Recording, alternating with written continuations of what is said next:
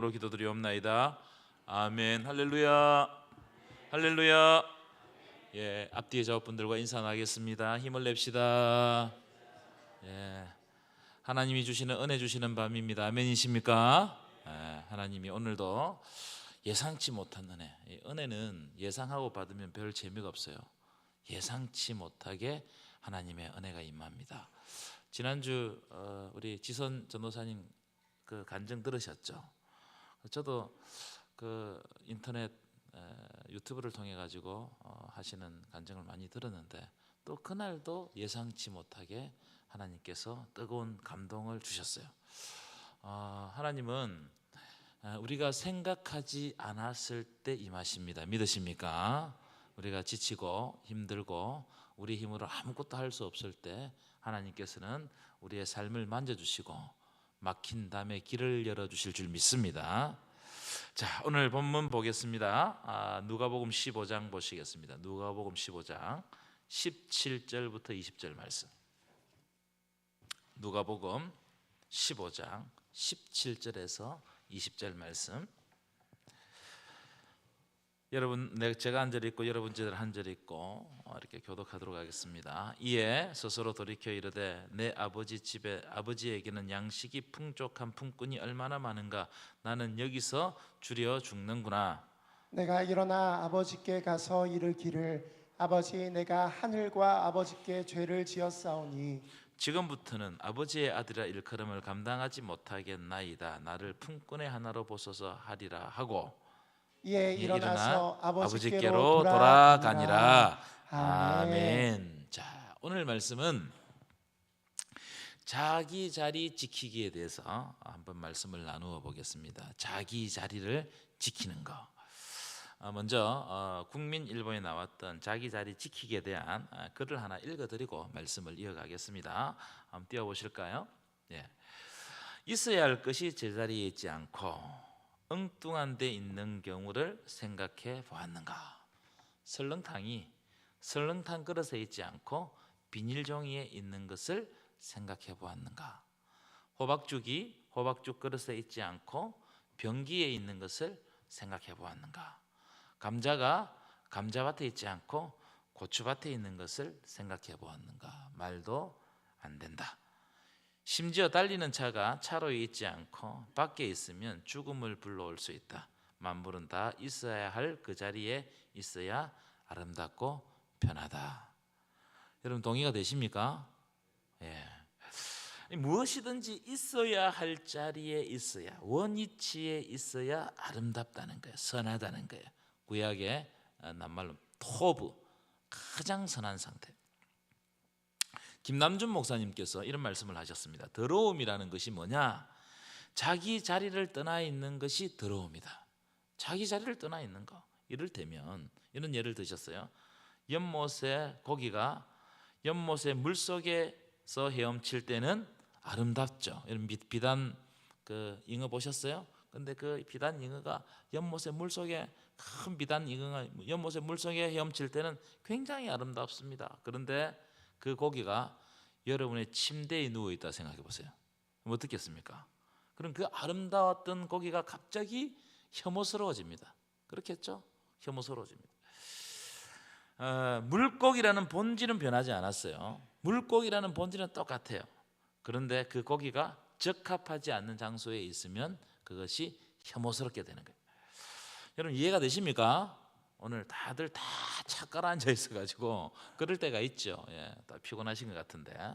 예. 제가 한번 이 말씀을 드린 적이 있습니다. 침이 입 안에 있으면 아무렇지도 않습니다. 그렇죠? 그런데 더럽지도 않아요. 왜냐하면 당연히 있어야 할 자리에 있기 때문에 그런 겁니다.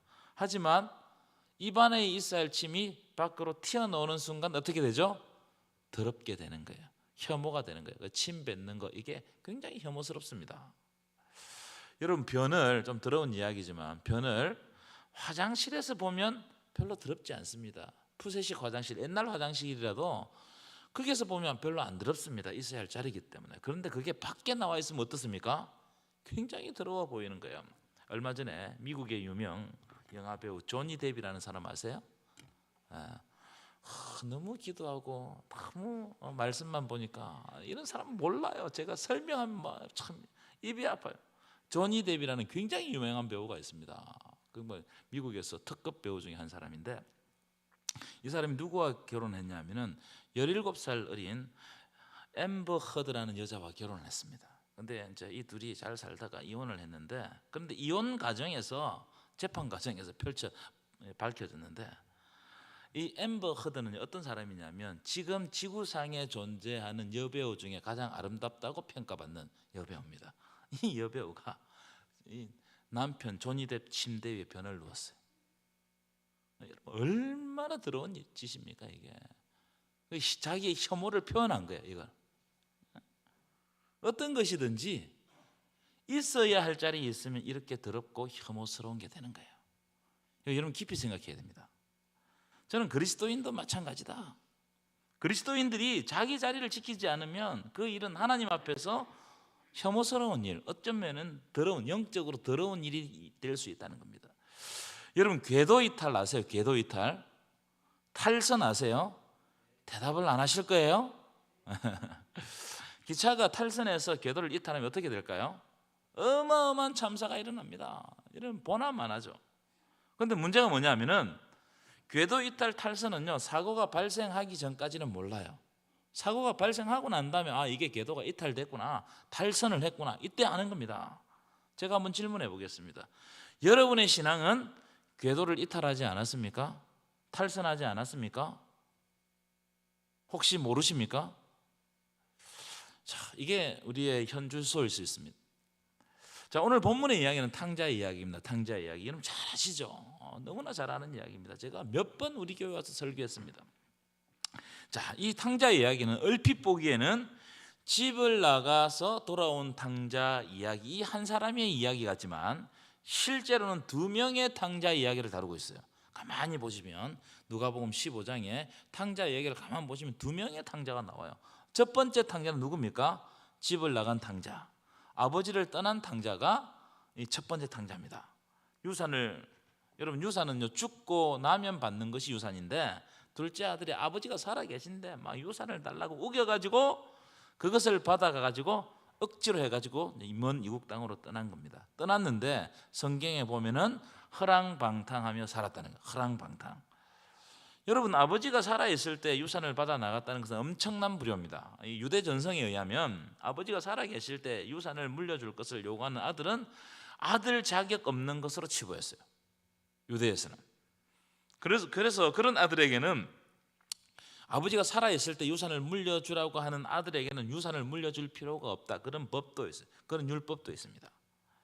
하지만 오늘 본문의 둘째 아들은 아버지를 설득해가지고 유산을 다 받아가지고 아버지를 떠났습니다. 아버지가 살아계실 때 유산을 받아갔기 때문에 이제는 더 이상 아버지의 아들이 아닌 셈이 된 거예요. 여러분, 아버지의 아들이 아닌 셈이다, 이게 무슨 말일까요? 아버지가 영적으로 영향력을 미치지 못하는 곳으로 갔다는 말이에요. 먼 외국으로 갔다, 이렇게 표현을 하고 있습니다. 자, 그런데 아버지를 떠난 탕자가 아까도 말씀드렸지만 외국에 나가서 어떻게 살았다고요? 허랑방탕했대요. 허랑방탕. 제가 허랑방탕이라는 말을 찾아보니까 구원에 합당하지 않게 낭비하다, 이런 뜻입니다. 구원에 합당하지 않게 낭비하다. 여러분 이 말이 무슨 말일까요? 구원에 합당하지 않게 낭비했다. 이 말은요, 아버지에게 물려준 유산을 받았는데 이 유산을 가지고 자기를 죽이는 데 사용했다, 이 말이에요. 자기를 죽이는데 아버지의 유산을 구원에 합당하지 않게 사용했다, 이 말은 이 유산을 사용하면 할수록, 이 재산을 사용하면 할수록 자기를 죽이더라, 이 말이에요. 여러분 우리도 마찬가지예요. 우리는 하나님이 주신 달란트, 재능, 능력, 시간, 기회, 이런 것들, 열정, 이런 것으로 하나님께 영광을 돌리지 않고 하나님이 기뻐하는 일을 하지 않고 만약 자기를 죽이는데 그것을 사용하고 있다면 그것은 허랑방탕입니다. 그래서 여러분 시간을 어디에 쓰는지, 여러분 물질을 어디에 쓰는지 한번 살펴봐야 되는 겁니다.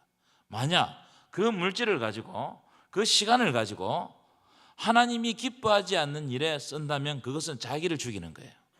그것은 허랑방탕입니다. 이 탕자와 마찬가지라는 겁니다. 이 모든 것을 다 내 것이라고 생각하죠. 여러분 손에 있는 것이 다 여러분 것이라고 생각하죠.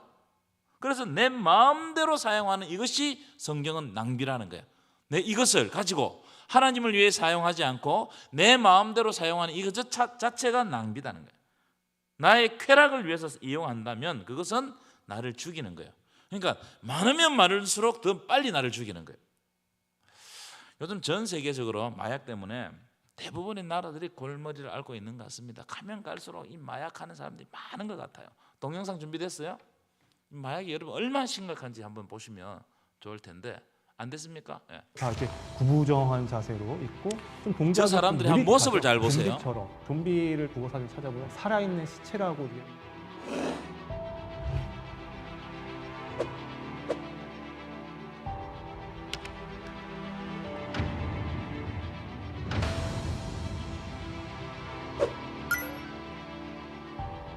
거의 뭐 정신 나간 어떤 이런 상태처럼, 그리고 약간 다리 한쪽은 구부려져 있고, 그리고 고개는 앞을 똑바로 주시하지 못하고 있고요. 우리가 마약, 특히 이 펜타닐을 복용을 하게 되면 이 펜타닐이 어떤 효과가 있냐면 근육이 경직되는 효과가 있어요. 근데 이게 사람마다 펜타닐을 과다 복용한 사람마다 다 이렇게 나타나는 건 아니고 사람마다 다 틀린데, 결국 이렇게 허리를 갖다 숙이려면 어떻게 자기가 원해서 숙이는 게 아니라 허벅지랑 이 고관절에 있는 근육들이 강직이 와서, 그러니까 이완이 되고 수축하고 하는 게 이제 안 되고 딱 굳어져 버린 거예요. 자기도 원치 않게 이렇게 숙여지게 되는 거죠. 네, 되었습니다. 여러분 심각해요. 저기 마약을 하는 사람들 자기를 위해서 돈 엄청나게 쓴 사람들입니다. 자기를 위해 사용했어요. 그 재물을. 그런데 그걸 사용하면 할수록 자기가 실제로 죽는 거예요. 이거는 허랑방탕이다 이 말이에요. 저는 영적인 것에도 이게 해당된다고 생각합니다. 여러분 마약을 하는 사람들 한번 빗대어 보십시오. 처음에는 조금의 쾌락을 위해 가지고 그걸 사서 자기를 위해서 사용했습니다. 결국 어떻게 되는 거예요? 점점 죽어가는 거예요. 좀비처럼 되는 거예요. 진짜 좀비처럼. 여러분이 가진 것을 가지고 자신의 영을 죽이는 데 사용하고 있지 않습니까? 영이 죽는다는 것은 어떤 이야기죠? 하나님을 떠난다는 말이에요. 하나님과 멀어진다는 것입니다. 하나님이 주셨지만 내 것이라고 생각하고 내 것을 가지고 나를 위해 사용했는데 하나님과 멀어지게 된다면 그것이 무엇이든지 간에 그건 허랑방탕이에요. 그러면 있어야 할 자리 없게 됩니다. 저는 신앙인들 가운데 이런 신앙인들이 굉장히 많다고 생각해요. 만약 여러분들이 내 것을 가지고 나를 위해 사용했는데 하나님과 멀어지게 되었다, 예배를 하지 않는다, 기도의 자리를 찾지 않는다, 이거는요 실제로 하나님과 멀어진 거예요. 하나님과 멀어졌다면 영적으로 혐오스러운 일이고 우리가 있어야 할 자리에 있지 않는 것을 의미하는 거예요. 이건 심각한 겁니다. 그래서 영적인 좀비가 되는 거예요. 이 좀비라는 말이 써야 되는 말인지는 모르겠지만, 집을 나간 탕자의 모습을 한번 여러분 보십시오. 아버지의 유산으로 자신의 쾌락을 위해 사용했는데 이것은 자기 자신을 살리는 일이 아니고 죽이는 일이었어요. 그리스도인들이 무분별하게 이런 일을 행하는 사람들이 너무 많아요. 결국 어떻게 되느냐, 여러분 이야기 잘 아시잖아요. 되지만도 못한 취급을 받습니다. 돼지들이 먹는 쥐염 열매로 자기의 배를 채우고자 했죠. 그런데 성경에 이렇게 되어 있어요. 이것 또한 주는 자가 없었더라. 이것 또한 주는 자가 없었더라. 여러분 교회 다니는 사람 중에 이런 사람들이 많아요. 여러분 하나님이 주신 것으로 자기를 살리는 데 사용하지 않고 자기를 죽이는 데 사용하는 사람들이 많아요. 그러니까 잊지 말아야 할 자리에 계속 기웃거리는 겁니다. 여러분 자신을 되돌아봐야 됩니다. 여러분 많이 받는 것을 경계해야 돼요. 하나님께 기도해서 많이 주십시오. 아니 이걸 경계해야 돼요. 많이 받으면 많이 받을수록 하나님을 떠나기가 쉽습니다. 왜냐하면 하나님이 있어야 할 자리에 그걸 자꾸 채우다 보니까 하나님이 그 자리에서 밀려나요. 인간적이고 세상적인 것이 풍성할수록 하나님께 기도하지 않을 가능성이 굉장히 높아요. 그래서 여러분 우리에게 때때로 조금씩 부족한 거, 이건 하나님을 찾으라는 사인입니다. 믿으십니까? 그리고 우리에게 부족한 것을 주시면서 하나님은 우리를 만나 주시겠다는 거예요. 아멘이세요? 그래서 우리에게 기도 제목이 있는 것은 감사의 제목이에요. 그래서 빌립보서에 감사함으로 받으라. 왜요? 지금은 아무것도 없어요. 응답이 안 됐어요. 그런데 감사함으로 받으면 이미 받은 것이랑 마찬가지입니다. 왜냐하면 하나님은 미래를 책임져 주시기 때문에 우리에게 가장 아름다운 것을 주실 줄 믿습니다. 자, 두 번째, 누가 보면 15년 두 번째 탕자가 누구냐? 큰아들이에요. 여기가 더 심각합니다. 집에 있는데 탕자 짓을 하는 거예요. 집에 있는데. 이 사람은 참 바깥으로 보면 착한 사람이에요. 아버지 집에 있어요. 늘 아버지 집에 있고 아버지를 위해서 일합니다. 그리고 사람들이 아버지를 위해서 일하는 이 사람들을 막 칭찬해요. 그런데 이 사람은 아버지를 위해 일하면서 아버지 뜻을 몰라요. 이거 심각한 거 아닙니까? 무슨 말이냐? 교회를 다니면서도 신앙생활 잘 한다고 하면서도 그리고 교회 일을 다 맡아 하면서도 하나님의 뜻을 전혀 이해하지 못하는 사람들이 있단 말이에요. 이건 심각하다는 거예요. 이건 심각해요. 저는 이게 가장 심각하다고 생각합니다. 여러분, 하나님의 일은 어디를 향해 있는 줄 아세요? 생명을 향해 있습니다. 믿으십니까? 하나님은 살리러 오셨어요. 믿으십니까? 이걸 확실히 해야 돼요. 그래서 하나님은 죽어가는 곳에 하나님이 역사하시는 거예요. 홍해 앞에서 하나님께서 역사하시는 거예요. 그래서 홍해의 문을 여시는, 길을 여시는 거예요. 이게 하나님의 역사입니다. 그런데 큰아들은 그걸 이해를 못하는 거예요. 그걸 이해를 못하는 거예요. 큰아들의 신앙은 어디에 집중되어 있느냐면 자기 자신에게 집중되어 있습니다. 자기 자신에게. 여러분, 신앙은 아버지에게 집중해야 되거든요. 아버지 뜻이 어디 있는지 그걸 살피고 그 아버지 뜻을 가지고 이 땅 가운데서 내가 뭘 해야 되는지, 이게 신앙입니다. 그런데 큰아들은 어디에 신앙이 맞춰져 있는? 자기 자신에게 신앙이 맞춰져 있어요. 그럼 이 사람은요, 어떻게 그게 딱 발현돼? 섭섭함을 견디지 못하는 거예요. 아버지에 대해 섭섭함을 견디지 못해요. 왜? 아버지가 자기와 자기 친구에게 작은 염소 새끼 하나 잡아주지 않았다는 거예요. 아버지가 이럴 수 있냐는 거예요. 원망스러운 거예요. 어떻게 아버지가 내가 아버지 밑에서 이렇게 일했는데 아버지 나에게 이럴 수 있냐 이거예요. 그렇게 이해하는 거예요. 그래서 이 큰아들은 아버지 집에 거하면서도 아버지를 위해 일하면서도 큰아들은 아버지를 알지 못하고 늘 불평하고 원망하는 겁니다. 그래서 감사가 없어요. 무슨 일이 있으면 늘 불평이 먼저 나옵니다. 아버지 아들인데 탕자도 아니에요. 집에 있어요. 그런데 아들 짓을 하지 못하고 탕자 짓을 하는 거예요. 이건 저에게 하는 말씀입니다. 여기 서서 설교를 하는 저는요, 꼭 탕자 짓을 하는 것 같아요. 막 설교를 하면서도 어떤 때는 하나님의 뜻을 깨달지 못할 때가 많아요. 여러분에게 제가 질문하겠습니다. 혹시 여러분은 집에 있으면서도 탕자 짓을 하는 사람들 아닙니까? 내 삶에 불평과 원망이 넘쳐나고 감사하지 못하고 마음에 섭섭함이 가득한 사람들 아니냔 말이에요. 그렇게 되면 하나님과의 관계, 아버지의 관계에서 건강한 신앙인이 절대로 될 수가 없습니다. 오늘 새벽에 제가 말씀드렸는데 나무를 알려고 하면 뭘 봐야 된다고 그랬죠?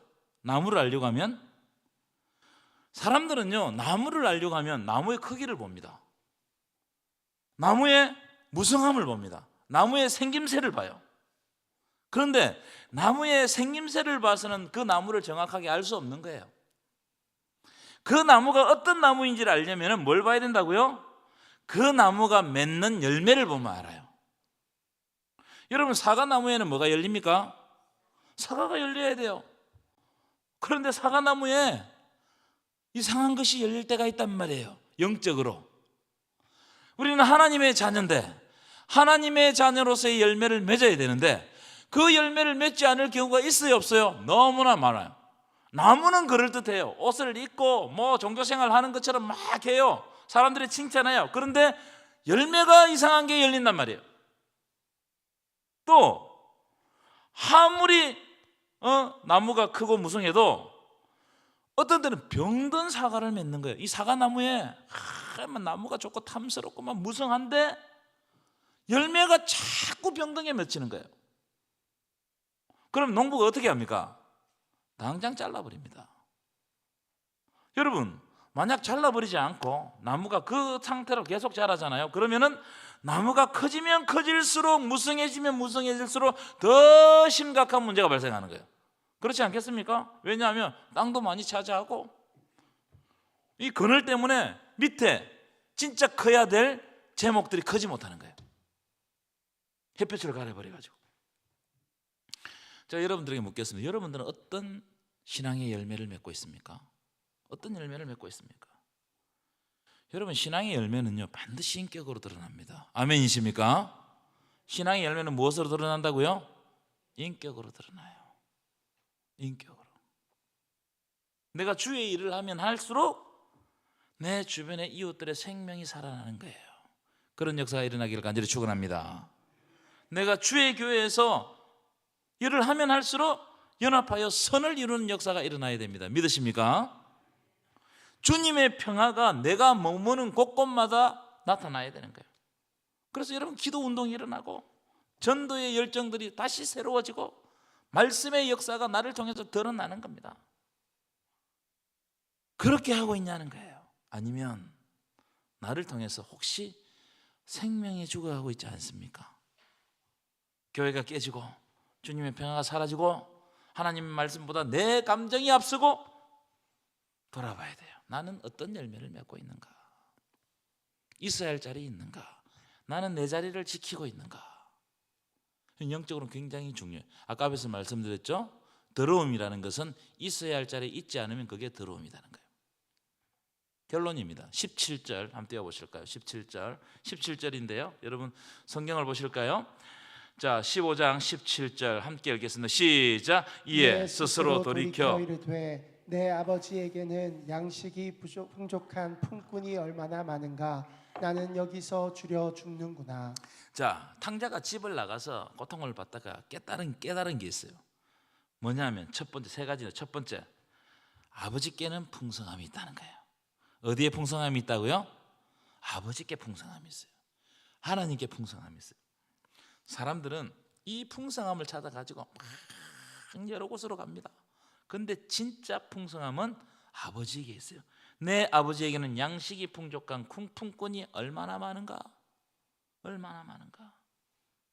탕자는요, 자기가 받을 유산을 받아 자기 마음대로 살면 크게 성공할 줄 알았습니다. 그렇죠? 근데 그게 착각이었어요.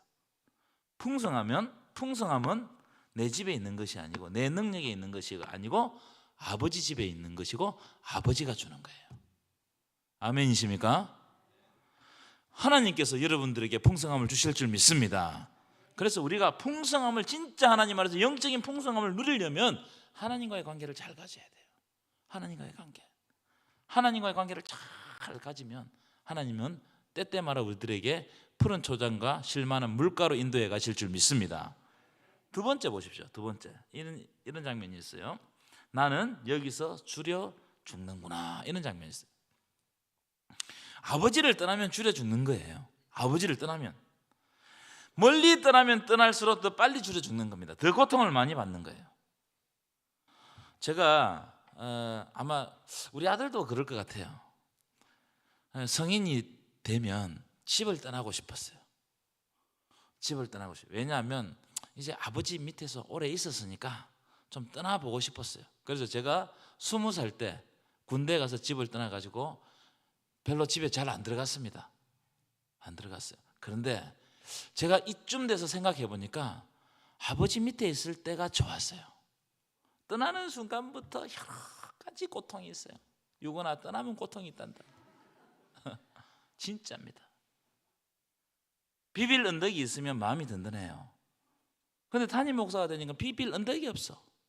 마음이 외로울 때가 많습니다. 아마 여러분들 다 마찬가지일 거예요. 높이 올라가면 올라갈수록 더 힘든 거예요.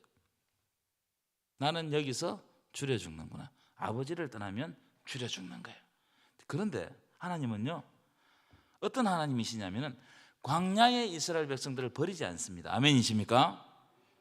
그 40년을 하나님이 책임져 주세요. 광야에서 어떻게 살았습니까? 하나님의 정권적인 역사입니다. 만나와 메추라기. 때때로 시냇물에 바위에서 시냇물을 터치고 나와가지고 그들을 먹이셨어요. 이 하나님의 역사예요. 풍성함이 누구에게 있다고요? 하나님께 있다는 거예요. 우리 예수님도 말씀을 듣기 위해서 몰려온 5천 명을 그냥 무시하지 않았습니다. 그들에게 실제로 양식을 주셨어요. 주님께로 오면은 죽지 않고 떠나면 줄여 죽는 겁니다. 이게 여러분 영적인 의미임을 아시기 바랍니다. 세 번째 18절 19절입니다. 18절 19절 함께 읽겠습니다. 시작. 내가 일어나 아버지께 가서 이르기를 아버지 내가 하늘과 아버지에게 죄를 지었사오니 지금부터는 아버지의 아들의 일컬음을 감당하지 못하겠나이다. 나를 품꾼의 하나로 보소서 하리라 하고 20절 이에 일어나 아버지께로 어떻게 했다고요? 돌아가니라. 여러분 돌아가면 삽니다. 믿으십니까?